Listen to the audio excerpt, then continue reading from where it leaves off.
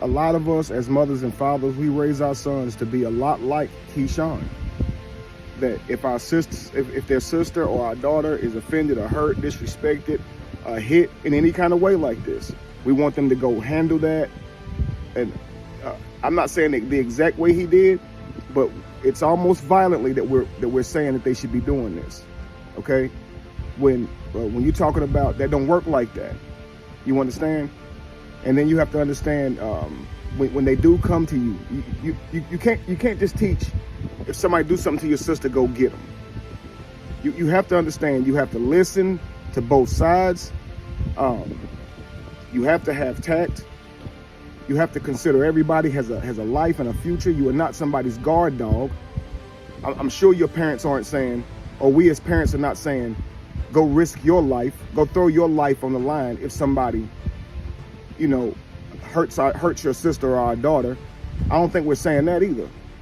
But that's what that looks like if you're saying go be violent.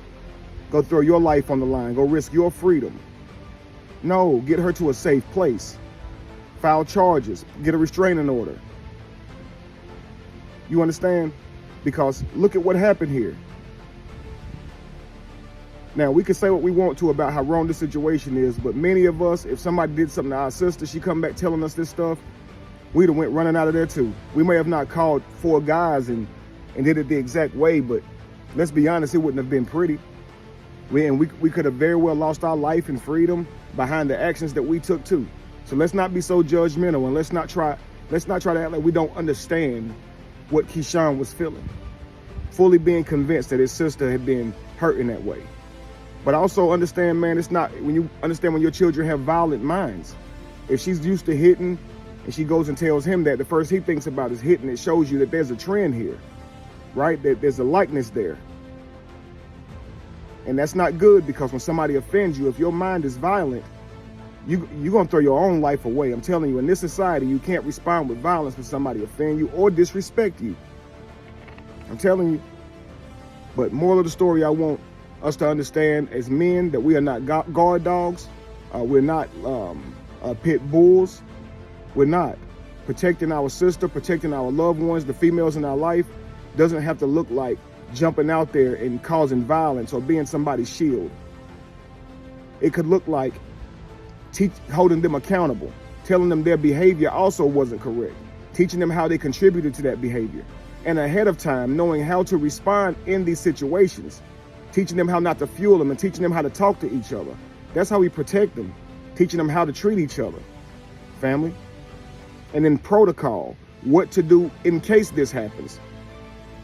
But if you don't tell your sons how to do it, how do we protect our sisters? If we don't talk about how we do it, then they're just going to do it the best way they know how. And you got to consider their mother, okay, the medical assistant. If they're tried for this case, her son and her daughter are going away for a long time. The son was in college. Keyshawn's in college. He threw all that away in a moment because he said he loves his sister and he'll do anything for her. He even texted her, "I love you so much. I got you." Travis is a dead man walking. He said, "I love her." His love for her equaled stupidity. It equaled him totally forgetting about his own goals, dreams, his own parents' legacy that can only be fulfilled through him, the children that he would bring to the family.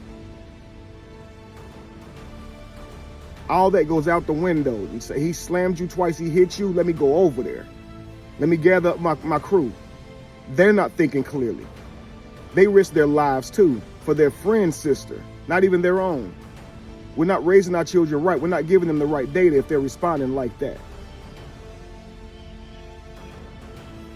Something to consider, family. Be evolution, be the change that you want to see. No candle loses its flame from lighting another. And if you were to ever find yourself in the middle of chaos, it is in that chaos that you have found yourself. Peace, family.